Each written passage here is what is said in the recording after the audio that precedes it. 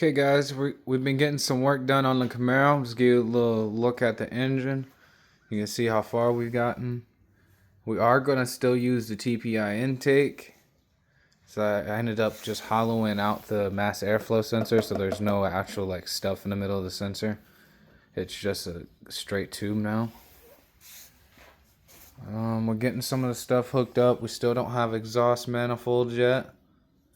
But I got to the point where I was hooking up my torque arm and I remembered that I cut the bolts and they're kind of hard to find. So what I did is I went to the hardware store and I got 1/2 inch rod that is 12 inches long. That way the bolt would be long enough and I could just trim it to the size I need. Because you can't really buy, it's kind of hard to buy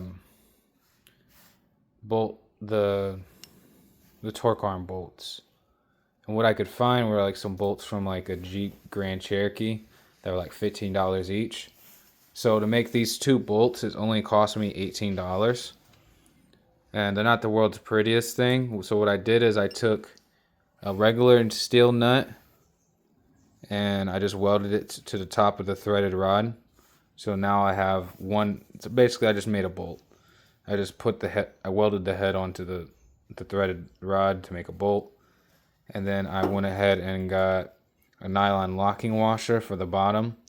So when they put these bolts in on the factory, they actually put them in from the top down. So what I'm thinking is they probably dropped the body on the drivetrain while it was assembled, and then everything was already bolted together. But when you go to remove it, you can't pull this bolt all the way up. It hits the frame. Like it just runs into the frame. So I had to cut them and destroy them to get it out. But when I put them back in, I'm going to put it in through the bottom and just have this nylon locking nut on top to lock it down. And then next time I take it apart, I won't have to cut these. So for $18, I went ahead and fixed my problem that I created myself. But,